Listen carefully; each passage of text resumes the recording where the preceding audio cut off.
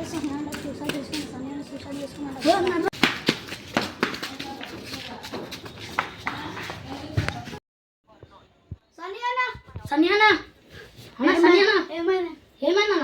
కాదు ఏం కాదు కూర్చో.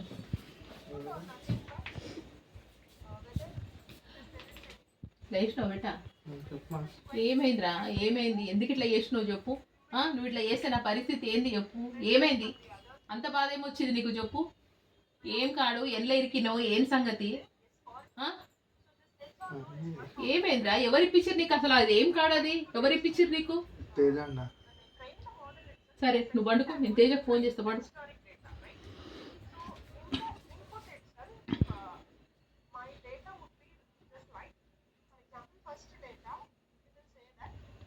హలో తేజ, ఎక్కడున్నావు బెట్ట? నేను ఆఫీస్లో ఉన్నా ఆంటీ. జర తొందర రా తేజ ఇంటికి. నీకు అన్ని ఇట్లా సూసైడ్ అటెంప్ట్ చేసిండు. అరే అవునా ఆంటీ, వస్తున్నా ఆంటీ. తొందర తొందర వస్తున్నా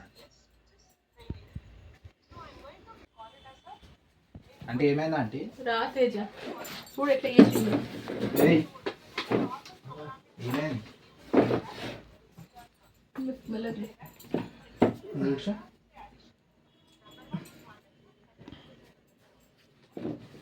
ఏంది తేజ, వాడు ప్రాణాల మీదకి తెచ్చుకుంటూ ఏదో కార్డు ఇప్పించినవంట. ఏం కార్డు? ఆ కార్డు పట్టుకొని ఏమేమో షాపింగ్లు చేసిండు వాడు. ఎంత ఖర్చు చేసిండో తెలియదు, ప్రాణాల మీదకి తెచ్చుకుని పెట్టా. అసలు అది ఏం కార్డు? అది క్రెడిట్ కార్డ్ అంటే. వాడు ఖర్చులు ఇంట్లో ఉన్నాయన్నా అంటే సరేరా తీసుకో అని చెప్పిన. మరి వాడు నాకు వచ్చిన విషయం కూడా చెప్పలేదు. ఏమిరా అన్నకు చెప్పలేదా నువ్వు కార్డు వచ్చిందని? చెప్పలేమా? అన్ని ఇప్పించాడు అన్నకి చెప్పవారా నువ్వు? చెప్పలేదు. అసలు చెప్పినా వారా నా కార్డు తీసుకున్నా అని చెప్పలే అన్న. అసలు ఏం జరిగింది కరెక్ట్గా చెప్పు అన్న. ఏం లేదు, ఫస్ట్ కార్డు తీసుకున్నా, స్టార్టింగ్ మంచిగా పెట్టినా, దాని తర్వాత పిచ్చి పిచ్చి ఖర్చులు చేసినా. చేసినందుకు ఈ కార్డుకి కట్టాలని ఇంకొక కార్డు తీసుకున్నా. మళ్ళీ సేమ్ అట్లనే పిచ్చి పిచ్చి ఖర్చులు చేసినాక మళ్ళీ ఇంకొక కార్డు తీసుకున్నా. రే 3 కార్డులు ఏందిరా అసలు? నాకు ఫస్ట్ కార్డు నీకు వాడు నీకు తెలుసు అసలు ఆ కార్డు ఏందో? తెలియదు. మనకు తెలియదు ఎందుకు రా 3 తీసుకున్నావు? అంటే ఖర్చులు ఉంటే చెప్పాలి కదరా. ఇట్లా నన్ను అడగాలి కదా. అసలు నువ్వు అడగంది ఎట్లా వాడుతావురా? ఇప్పుడు చూడు ఎంత వరకు తెచ్చుకున్నావు నువ్వు. ప్రాణం మీదకి తెచ్చుకున్నాడు బెట్ట.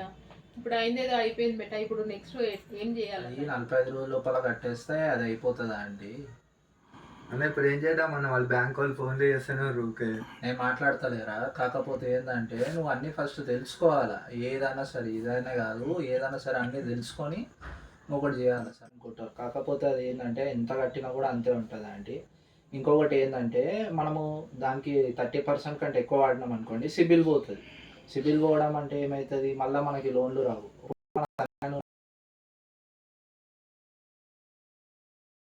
ఇస్తాడు లేదు మాతో ఇంతే అవుతుంది అంటే ఇంతే కట్టుకోవాలి. కానీ వీటిలేక చాలామందికి తెలియదు. ఇట్లా పిచ్చి పిచ్చి చేసి చాలామంది చనిపోతారు. కాకపోతే ఏంటంటే బ్యాంక్కి వెళ్ళి ఇది మా పరిస్థితి అని చెప్తే వాళ్ళు ఒక సొల్యూషన్ ఇస్తారు. అంతకుమించి ఏం లేదు ఈ క్రెడిట్ కార్డు. అదే బెట్ట, దానికి భయపడాల్సిన అవసరం లేదు. పద్ధతి ప్రకారం పద్ధతి ప్రకారం వాడుకుంటే ఏం కాదండి. ఇప్పుడు నేను వాడుతున్నాను, చాలామంది వాడతారు, వాడారని కాదు, కానీ ఎట్లా వాడాలో తెలుసుకొని వాడితే మంచిగా ఉంటుంది. అంతేనండి. సరే నేను వెళ్ళొస్తాను.